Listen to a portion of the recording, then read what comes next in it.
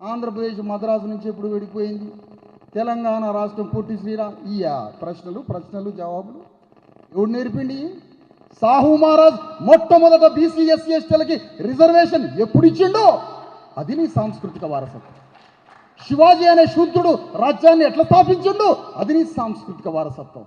వీరబ్రహ్మం గారు అగ్రకులాల మీద యుద్ధం చేసి అణగారిన వర్గాలకి దారెట్లు చూపిండు అది నీ సాంస్కృతిక వారసత్వం. కబీర్ దాస్ ఏ విధంగా అగ్రవర్ణాల మీద యుద్ధం చేసి నీకు దారి చూపించిండో అది సాంస్కృతిక వారసత్వం. ఏది ఈ సాంస్కృతిక వారసత్వం? పిచ్చి పట్టిపోయి తెలంగాణ ఉద్యమంలో ఉన్మాదులాగా తిరిగిన ఇద్దరు రాజులు ఈ రాజ్యం కోసం యుద్ధం చేసుకుంటుంటే భారతదేశ చరిత్రలో ఇద్దరి రాజులకి సైన్యం బీసీలే.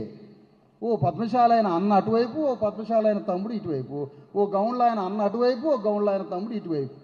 ఇద్దరం పోలీస్ స్టేషన్లో కేసులు పెట్టుకొని రెడ్డి గారితో ఫోన్ చేయించాలా. వాడు ఏం చెప్తాడు? ఇద్దరిని తనమని చెప్తాడు వాడు ఎస్ఐకి. నేను ఫోన్ చేసినా అంటాడు. నీ ఆత్మగౌరవం ఏది అని అడుగుతున్నా. ఏది నీ ఆత్మగౌరవం? వీరుడికి మరణం లేదంటే సాంస్కృతిక వారసత్వాన్ని మొత్తం పుణికి పుచ్చుకున్నప్పుడు నువ్వే సర్దార్ సర్వాయి పాపన్న గౌడుగా మారుతావు, నువ్వే సమ్మక్క సారలక్కగా మారుతావు, నువ్వే సమస్త వీరులుగా మారిపోయి రాజ్యం మన చేతికి వస్తుంది. తెలంగాణలో రాజ్యం ఎందుకు రావటంలే? 92%, 93% బీసీ ఎస్సీ ఎస్టీలు ఉండగా నువ్వు నిర్ణయం తీసుకోలేకపోతున్నావు. డెసిషన్ ఒక్క సెకండ్ మనం నిర్ణయం తీసుకుంటే రాజ్యం వస్తుంది. నిర్ణయం తీసుకుందామంటే ఎట్లా? 6ంటికి ఇంటికి పోవాలిగా. ఎందుకు పోవాలి 6ంటికి ఇంటికి? ఎవడన్నా అడుగుతుండా? గవర్నమెంట్ జీవో ఉందా నువ్వు ఇంటికి పోవాలని? 6ంటికి ఇంటికి చేరేటోడు క్షత్రియుడిగా మారతాడా? 6 గంటలకు ఇంటికి పోయేటోడు భార్య పిల్లలు అందరూ కలిసి టీవీ చూద్దాం అనుకునేటోడు రాజ్యానికి వస్తాడా? ఆ నితీష్ కుమార్ కత్తులు తీసుకొని భూమిహార్ల మీద యుద్ధం చేస్తాడు. వాడు చస్తాడో బతుడో తెలియదు. ఆ ఉత్తరప్రదేశ్లో యుద్ధాలు జరుగుతున్నాయి. కరుణానిధి కొడుకు స్టాలిన్ కొడుకు ఉదయనిధి తన చెయ్యి మీద పంది బొమ్మను వేసుకొని పక్కల పందిని పండుకోబెట్టుకొని పందులు కాసోడు రాజ్యానికి రావాలని నిన్న సినిమా తీసిండు, నాయకుడు సినిమా. ఆ ధైర్యం మనకుందా? అసలు పందులు కాసోడితో మనం షేకండ్ ఇస్తామా?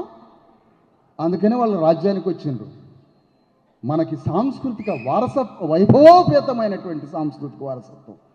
బీసీలకి ఎస్సీలకి అణగారిన వర్గాలకు ఉన్న సాంస్కృతిక వారసత్వం ప్రపంచంలో భూగోళంలో ఏ జాతికి లేదు. నల్లవాడికి లేదు, ఇంకో బానిసకి లేదు, ఇంకోటికి లేదు, ఎవరికి లేదు. మనకున్న వారసత్వం.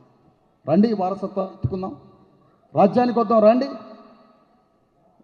ఒక పరిశోధనలో ఏం తేలుతుందంటే అసలు మన పేదరికానికి, మన దుఃఖానికి, మనం రాజ్యంలో రాకపోవడానికి 93% మనం రాజ్యంలోకి రాకపోవడానికి ఎవరిని నిందితులుగా చెబుదాం?